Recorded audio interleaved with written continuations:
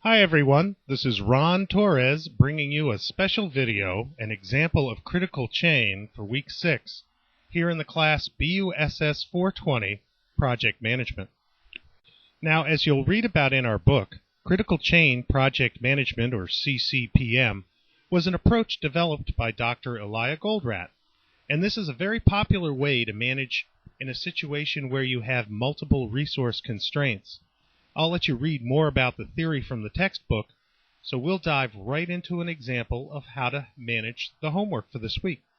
So what we're going to do is we're going to walk through a 3-step process of creating a CCPM schedule, where step 1 is to add buffers and dependencies and durations. Step 2 is to calculate the project buffer duration, and then step 3 will calculate the feeder buffers and the duration for those. And I'll point out a little gotcha along the way. So let's get started with an example problem. And here we'll keep it simple. We have 3 activities. A is 20 days in duration. B runs in parallel with A, but is only 18 days in duration. And C is executed only after A, and that's 6 days in duration. So what we learned about earlier last week was to identify the critical path.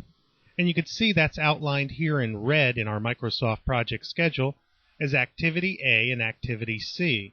And that total duration is the total of both of those activities, or 26 days. Here's a summary of step 1, and we'll walk through each step in the next few slides.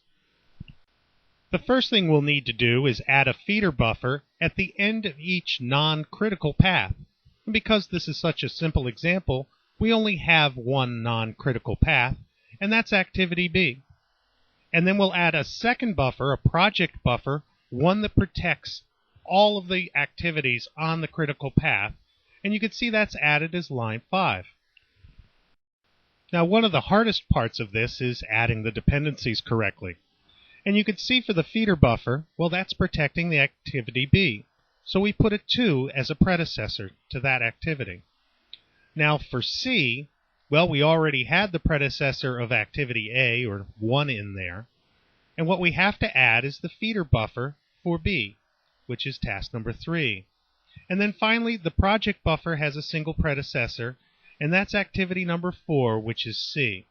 So we've hooked everything together correctly. Now it's time to set new durations. Well, from your textbook and from that example, we're going to base our new durations on a 50% probability. So we're going to need to modify all the activities from our original example. So A, which was 20 days, now has a duration of 10. B has half of its duration, or now it's 9 days. And then finally, C has a duration of only 3 days. Now we haven't set the durations for either the feeder buffer or the project buffer, and that'll bring us to steps 2 and 3. And the first one we'll go after, well, that's the duration. Now, to protect the entire critical path, let's take a look at the activities that make it up, and those are A and C. And the duration here in the CCPM schedule is 13 days. Again, we'll use that 50% probability, and we'll set our project buffer duration to 13 divided by 2, which is 6.5 days. And what you'll see in your Microsoft project, well, we'll add 6.5 days, and you'll see that that project buffer now appears as part of our critical path. So our critical path through this CCPM schedule is A, C, and including the project buffer. Exactly what we were looking for. So far, easy enough, right? But let's get into some of these half twists about calculating feeder buffers for all non-critical paths through our project schedule. Now note here we only have one, but in your homework you may have and will have multiple non-critical paths, so take a look for different, or at least more than one feeder buffer. Now please note, we protect entire paths, not each task in the path. So please don't put a feeder buffer after every task, but only after a series of tasks that are non-critical paths. All right, and this calculation's a lot like it was for the project buffer, right? We're going to set the feeder buffers to 50% of the paths of that series of activities that they're protecting. So B is our only non-critical path. It has a duration of 9 days here in the CCPM schedule, And using our 50% probability, well, that feeder buffer will be 9 divided by 2, or 4.5 days. So when we enter that, you'll see that the feeder buffer now has something showing there in our Gantt view of Microsoft Project. And here's the gotcha. As you can see, we added that feeder buffer, but it created a new critical path. Now it shows there with the first arrow that B is actually on our critical path, and we know that's not true. It's only because we set that feeder buffer to 4.5 days that it became our critical path. So what's the rule? We want to set our feeder buffers to 50% of the path, the set of activities, that it is protecting, unless it creates a new critical path, in which case we have to reduce the duration of that feeder buffer. And that's exactly what we had to do here. We took our activity 3, the feeder buffer, and reduced it from 4.5 days down to only 1 day. And that helps put activity A, well, back as our critical path, which it really is. So there you have it. Our original example has been converted to a CCPM schedule. I can't leave you guys here. I mean, why did we go through this painful exercise of converting the schedule over to be CCPM? And this was just 3 activities. You can imagine a real-life schedule with multiple activities. Well, I'm going to let you read about some of that from our textbook, and we'll be discussing that this week. But let me show you at least one example of how we use a CCPM schedule.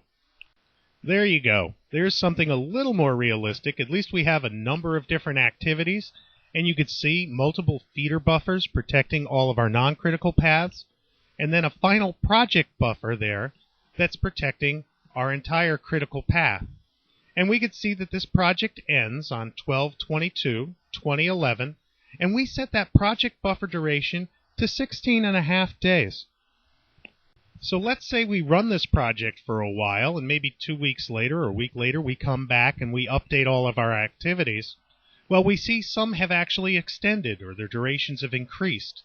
Again, it was only a 50% probability that we established activity durations with. So for our second CCPM schedule, well, we're going to use that buffer, right? We're going to maintain the end date of 12/22/2011. But what we're going to do is to reduce the size of the duration, right, the length or the duration of the project buffer itself. So we see that we've taken up 3.5 days, and it's now down to 13. Let's go on a little further in time, and we'll update our schedule. Again, some activities are extended in duration because it was a 50% probability, right? We're going to maintain that end date of 12/22, and how do we do that? We reduce the duration of the project buffer. So now here during this third update, we see that the project buffer is only at 9 days.